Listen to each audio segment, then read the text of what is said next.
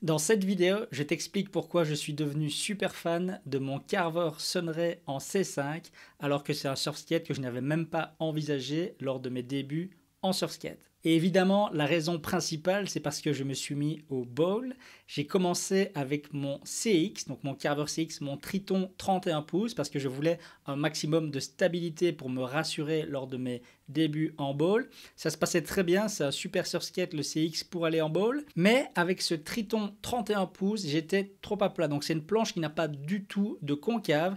Et j'avais l'impression d'avoir mes pieds vraiment trop à plat, pas assez calés. Et je me retrouvais très souvent avec mon pied avant vraiment sur la pointe du skate, vraiment sur le nose tout en haut, ce qui n'était pas top du tout. Du coup, je me suis dit que j'allais acheter un nouveau Carver avec un deck qui me convenait mieux en termes de forme et en termes de concave. Et là, j'ai commencé à regarder un petit peu les quelques modèles qu'ils ont avec le truck C5. Ce truck C5 et des planches qui sont plutôt hybrides entre le surfskate et le skateboard classique. Donc ça permet de faire du carving comme en surfskate classique, mais ça permet aussi de faire des tricks comme en skateboard plutôt classique, par exemple des ollies, etc. Alors j'étais vraiment excité quand j'ai déballé ce nouveau surfskate. Tout d'abord parce que je trouve qu'il a un design qui est vraiment super beau. J'adore vraiment la shape du deck avec un bon kicktail et aussi le nose qui remonte, donc le nez de la planche qui remonte vraiment comme l'arrière. On a vraiment une planche qui est assez symétrique, qui est même complètement symétrique. On a beaucoup plus de concave que sur mon Triton. C'est pas non plus un hyper concave, mais je pense qu'on va dire que c'est un concave qui est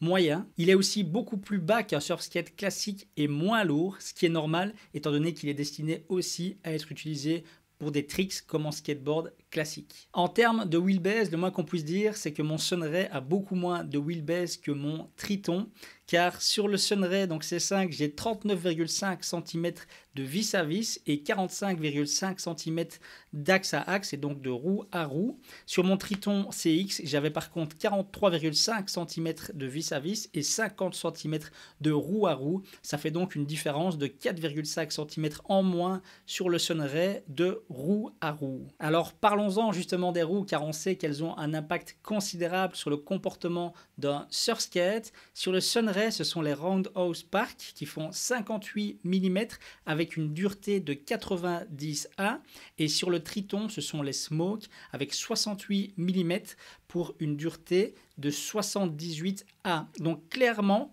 les roues du Sunray sont beaucoup plus dures et plus petites. On sait que ces roues-là vont donc exceller sur un bitume, sur une surface qui est très lisse, très propre, parce qu'elles vont accélérer plus vite. Elles auront une moins bonne vitesse de pointe, mais elles vont accélérer très vite. Elles vont aussi déraper beaucoup plus rapidement. Alors en termes d'utilisation, le C5 est bien sûr encore un peu plus rigide que le CX. Du coup, je me posais la question, est-ce qu'on peut vraiment carver comme sur un CX ou comme un surfskate classique avec un modèle comme celui-là?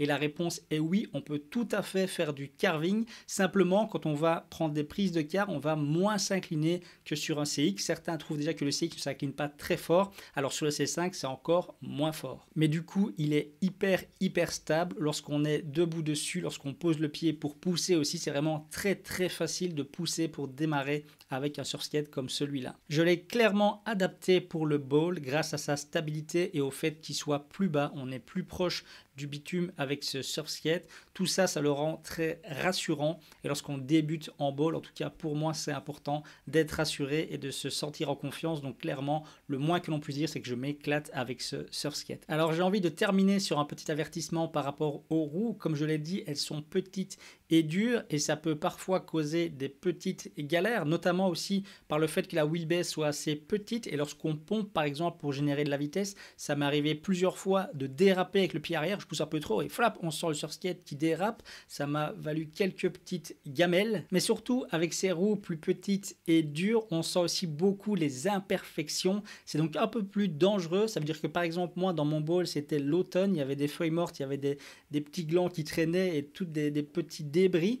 Et clairement, à la moindre petite imperfection, on sent les vibrations, on sent les chocs et on peut clairement s'arrêter aussi net sur un obstacle beaucoup plus facilement qu'avec des roues qui sont plus grandes et plus molles. Alors clairement, ça pourrait être pas mal de changer les roues si on en a envie. Je pourrais par exemple mettre les roues de mon Triton sur mon C5. Faites juste attention à ne pas mettre des roues trop grosses parce que si vous le faites, vous risquez d'avoir des wheel bites parce que si la roue est trop grosse et vu que c'est un surfskate qui est un peu plus bas, on va avoir le deck qui va toucher les roues et là ça fait souvent souvent des très grosses chutes. Donc attention à ne pas mettre des roues trop grandes, ou alors à ce moment-là, il faudra mettre des riser pads. Donc vraiment ce petit pad qu'on met entre le truck et le deck pour un petit peu surélever la planche. Voilà, c'est déjà la fin de cette vidéo. J'espère qu'elle t'a plu. N'hésite pas à me dire si tu as déjà testé un modèle C5 et à me dire ce que tu en penses, et aussi à me dire ce que tu utilises aujourd'hui dans le bowl, car tu sais que c'est ma nouvelle passion, le bowl en surskate. J'ai pas encore osé utiliser des surskates plus souples comme par exemple un Yo, un Smoothstar, etc. J'attends d'être bien en confiance sur mes carvers qui sont bien plus stables avant d'essayer, et je suis pas sûr que ça me plaira, à voir.